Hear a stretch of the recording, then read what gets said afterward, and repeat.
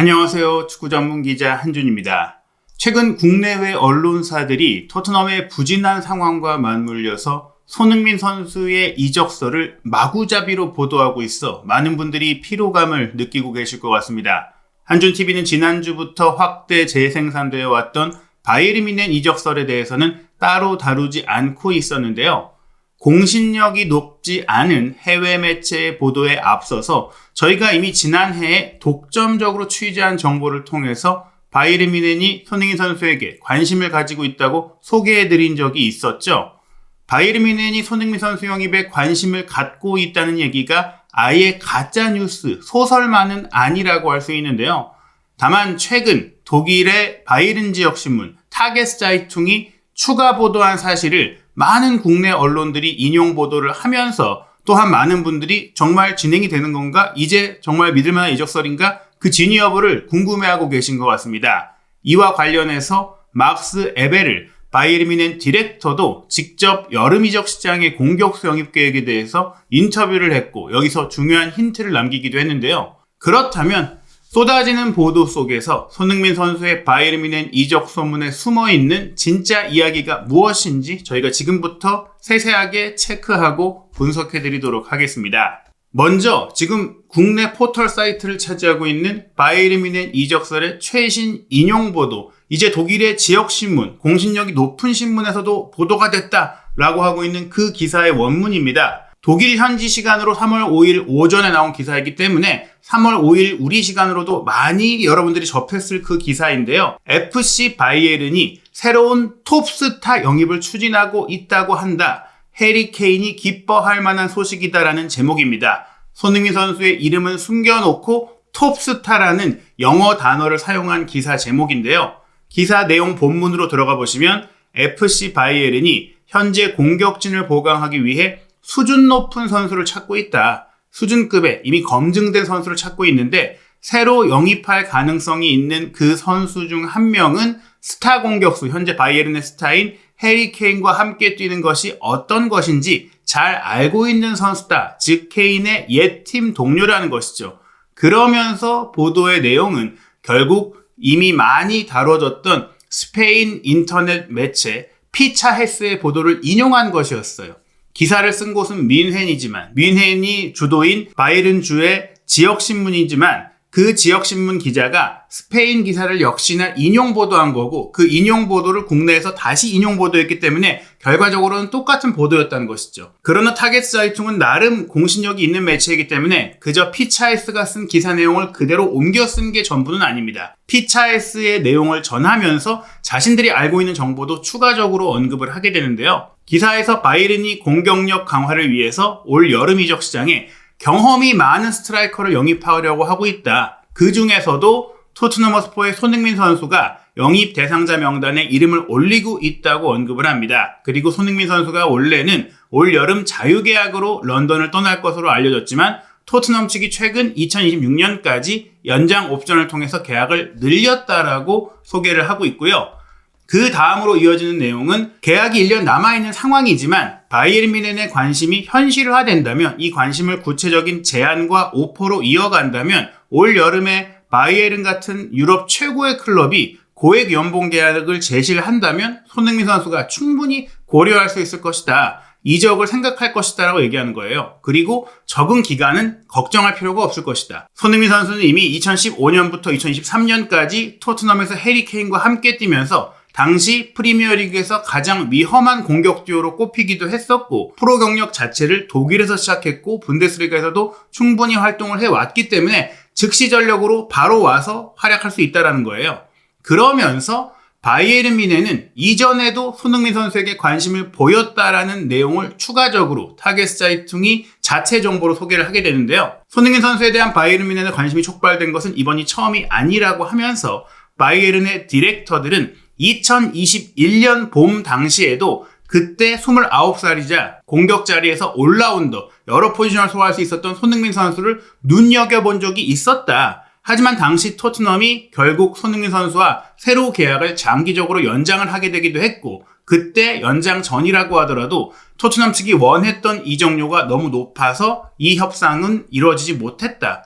그때 뮌헨이 손흥민 선수를 영입하려고 했다면 8,500만 유로, 현재 환율 기준으로 약 1,322억 원을 제시해야 했기 때문에 이 정도 이적료를 쓰기에는 조금 부담스러운 상황도 있었고, 애초에 토트넘이 팔 생각도 없었고, 손흥민 선수도 당시 토트넘에서 만개하면서 토트넘에서의 생활, 프리미어 리그에서의 생활에 워낙 만족하고 있었기 때문에 관심 차원으로 끝나고 말았다고 소개를 합니다. 즉 바이에른 뮌헨은 이미 손흥민 선수 영입을 몇 년 전부터 꾸준히 추진해왔고 지켜봐왔고 항상 주목하는 선수였다라는 점을 피차이스 인용 보도가 아니라 타게스자이퉁이 자체 보도를 통해 알린 거고요. 게다가 타게스자이퉁을 포함한 여러 독일의 공신력 높은 매체들이 지난해 12월 20일이었죠. 부상 중이었던 해리 케인 선수, 근육 섬유 파열로 인해 경기를 뛸 수 없는 케인 선수가 바이에른 뮌헨 팬클럽과 팬미팅을 하는 상황에 에베를 디렉터와 함께 팬들과 질문 답변을 주고받는 그런 시간을 가졌었잖아요.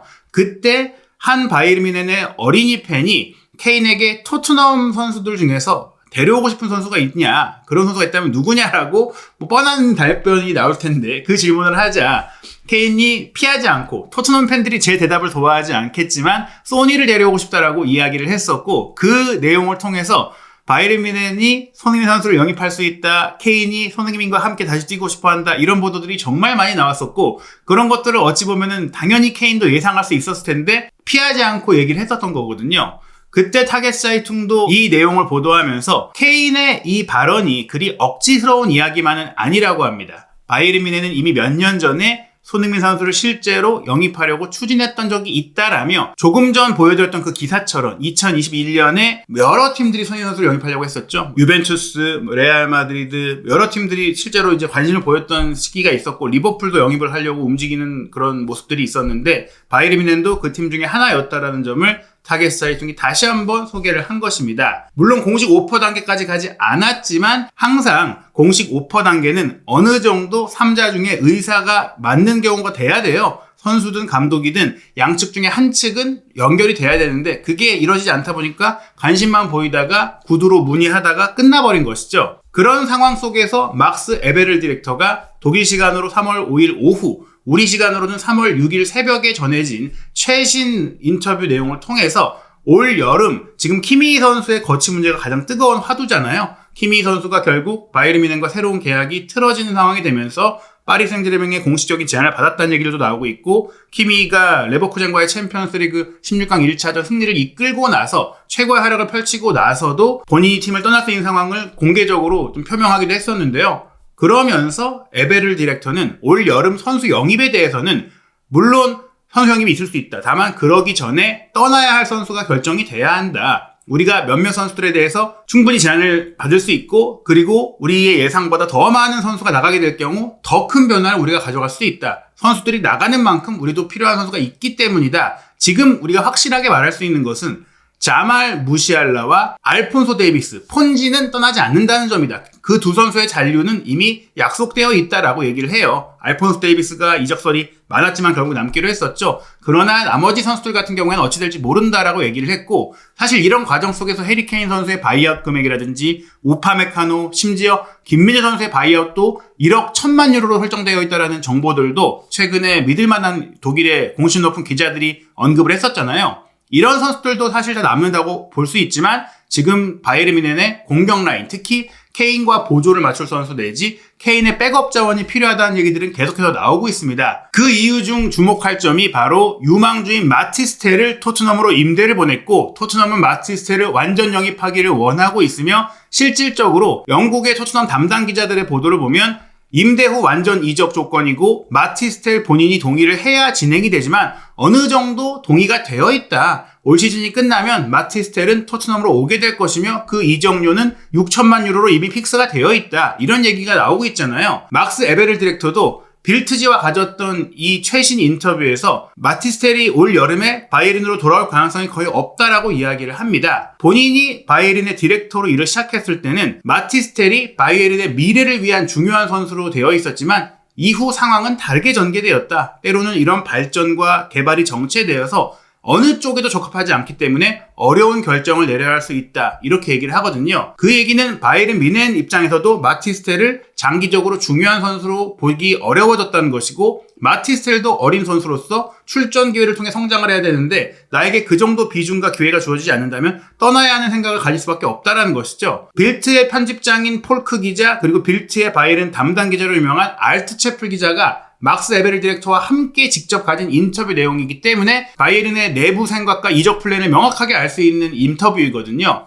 마티스텔이 결국 토트넘으로 가는 상황이다라고 봤을 때 마티스텔이 이선과 최전방을 모두 아우를 수 있는 백업 자원으로 있었는데 이 선수가 떠나는 상황이다? 그러면 더더욱 이선 공격수, 케인의 백업 공격수가 필요해지는 것이죠. 실제로 막스 에베를 디렉터는 이 인터뷰에서 케인의 백업 공격수를 찾는 것은 정말 어려운 일이다 하면서 이 얘기를 합니다. 맨체스터 시티도 혼란의 백업으로 가지고 있던 톱 공격수 알바레스가 있었지만 결국 알바레스가 아틀레티코 마드리드로 떠나지 않았느냐. 확실한 스타 선수가 있으면 그 스타 선수의 대체 자원, 로테이션 자원으로 또 다른 뛰어난 선수를 데려오는 것은 아주 어려운 일이다. 그 선수도 출전 기회를 원할 수밖에 없고 온다고 하더라도 결국 떠나는 상황이 벌어질 수밖에 없다. 그렇기 때문에 우리가 또 실력이 아주 모자란 선수를 데려오기도 어려우니까 케인을 대체할 만한 선수, 케인의 백업을 데려오는 것은 어렵다. 그래서 케인을 대신할 전방 선수를 데려오는 게 아니라 다양한 방식으로 활용할 수 있는 버라이어티 웨이스, 여러 포지션으로 쓸 수 있는 선수를 찾는 게 더 낫다라고 하면서 케인의 백업을 따로 찾기보다는 멀티 자원, 공격 지역에서 여러 포지션을 소화할 선수를 데려오겠다라는 방침을 정했다는 겁니다. 그렇다면 현재 바이에른 뮌헨의 스쿼드 상황을 봐야 될 텐데 챔피언스리그 16강 1차전 레버쿠젠과의 경기 라인업을 보시면 두 골을 넣은 해리 케인이 확고한 원톱, 왼쪽이 코망, 공미 자리에 무시알라, 오른쪽이 마이클 올리세잖아요. 이 올리세 선수가 영입돼서 오른쪽에 한 자리를 확실하게 꿰찬 가운데 코망, 그나브리, 사네 이 선수들이 동시에 팀을 떠날 가능성들이 제기되고 있고 베테랑 멀티 공격수인 토마스 밀러 같은 경우에는 나이 문제 때문에 점차 출전 시간이 줄어들고 있고 계약도 끝나가고 있기 때문에 이 선수의 거치도 불투명한 상황입니다. 레버쿠젠과의 경기에는 코망 선수가 그리 좋지 못한 경기를 보인 끝에 후반전에 사네와 교체가 됐고 케인, 올리세, 무시알라가 확실한 주저를 차지하고 있다 보니까 사네가 자신이 편안해하는 오른쪽보다는 왼쪽에 가서 정발 윙어로 뛰면서 이 경기를 마치기도 했었거든요. 평균 위치를 보더라도 중앙 공격수 케인이 2선으로 내려와주고 2선 공격수 무시알라가 앞선으로 올라가는 등 서로 활발하게 스위칭을 하면서 플레이를 하고 코망과 올리세가 양쪽에 벌려서 사이드 플레이를 하는데 라이머나 데이비스도 공격적으로 많이 올라가기 때문에 때로는 코망이, 때로는 올리세도 안쪽으로 들어와서 플레이를 하면서 4명의 공격수가 유기적으로 움직이는 형태로 바이에른이 공격을 구성하고 있어요. 특정 전술적인 역할을 요구하는 게 아니라는 것이죠. 현재 바이에른 뮌헨의 공격진 상황을 보면 해리 케인 선수의 자리를 맡아볼 선수가 사실상 존재하지 않는 가운데 유망주 비도비치는 사실 출전 기회를 주기가 애매하고 토마스 밀러는 올 시즌 계약이 끝나는 가운데 35세, 30대 후반으로 나아가고 있죠.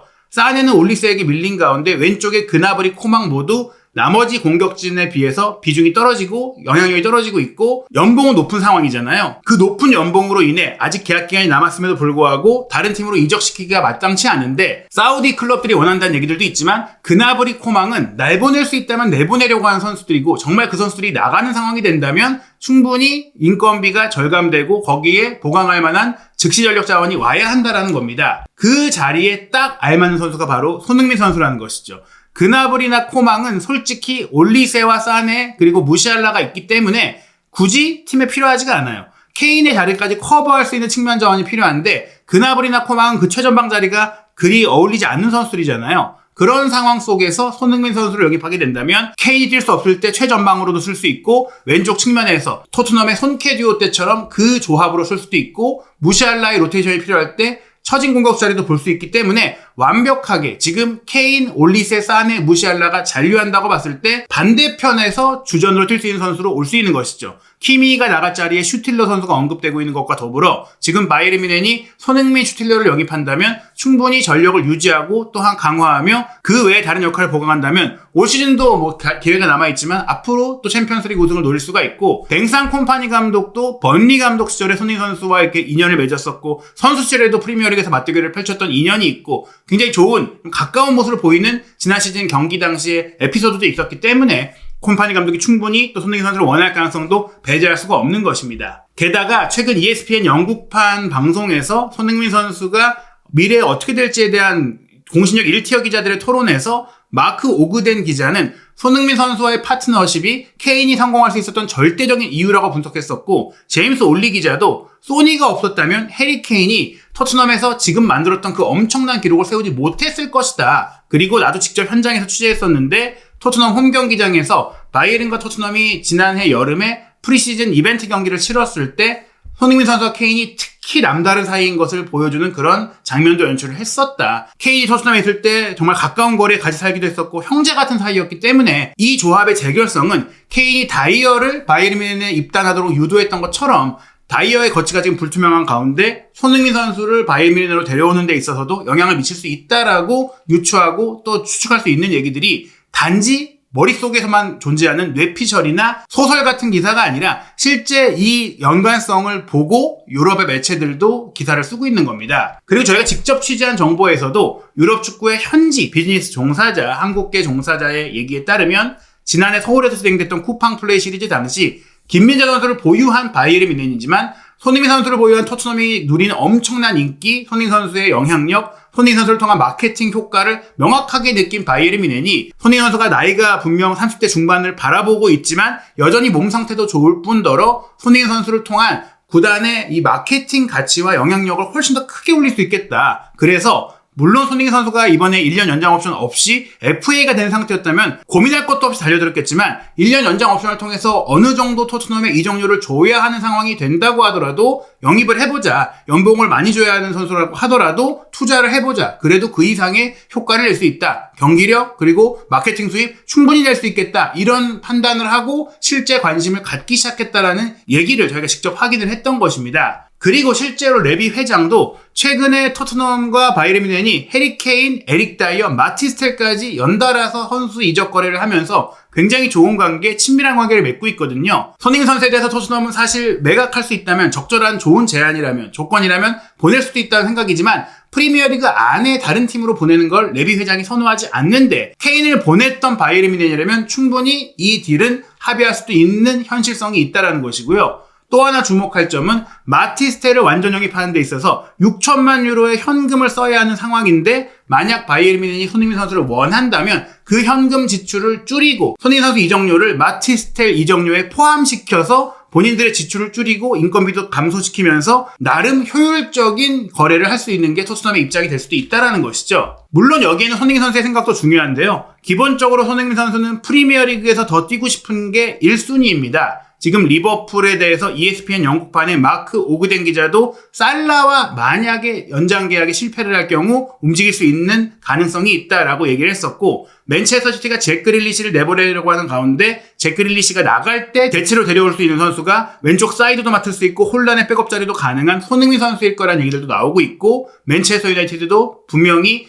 마케팅 가치와 더불어 포지션적으로 또 현재 팀 리빌딩이 필요하기 때문에 손흥민 선수를 원한다는 얘기들이 있어요. 리버풀, 맨시티, 맨유가 실제로 움직인다면 손흥민 선수는 이 팀으로 가는 것을 선호할 수밖에 없고요. 그 다음에 해외로 가야 한다면 아틀레티코 마드리드나 바르셀로나처럼 스페인 라리가의 팀, 라리가 우승과 챔피언스리그 우승에 도전할 수 있는 팀, 프리미어리그와 어찌 보면 리그 전체 수준을 견줄 수 있는 리그를 선호할 수 있고 그 다음이 바이에른 뮌헨이라고 봐야 됩니다. 팀 자체의 위상은 바이에른 뮌헨도 굉장히 높지만 문제는 독일 분데스리가의 경쟁력과 분데스리가의 화제성 자체 그리고 이미 손흥민 선수가 겪어본 리그라는 점에 있어서 후순위가 될 수 있다는 것이죠. 물론 이 모든 상황은 아직까지 가정이고 실제 이 팀들이 관심을 넘어서 공식적인 제안을 해와야 고민이 시작될 텐데요. 이 상황들은 모두 토트넘과 손흥민 선수가 올 시즌 어떻게 시즌을 마치게 될지 유로파리그 우승 여부가 가장 중요할 것 같아요. 유로파리그에서 우승을 한다? 그러면 토트넘이 다음 시즌 챔스에도 나갈 수 있게 되고 손흥민 선수도 미래에 대해서 새로운 고민을 더 할 수밖에 없는 상황이 되는데 유로파리그 우승에 실패할 경우 다음 시즌 토트넘에 남는 것은 정말로 손흥민 선수 입장에선 커리어의 낭비가 될 수밖에 없거든요. 결국 올 시즌이 다 끝날 때 가봐야 이 팀들도 구체적으로 움직일 수 있을 겁니다. 그렇기 때문에 지금 나오는 보도들은 모두 손흥민 선수를 둘러싼 손흥민 선수의 현재 상황을 체크하려는 팀들의 움직임이라고 보시면 될 것 같고요. 또 여러분들이 궁금해하실 소식, 외신의 보도들, 또 주목할 만한 보도가 있다면 한준TV에서 빠르게 분석하고 또 직접 취재해서 검증해드리도록 하겠습니다. 한준TV 구독, 좋아요, 알림 설정을 통해 국내외 축구 최신 이슈 빠르게 확인하시기 바랍니다.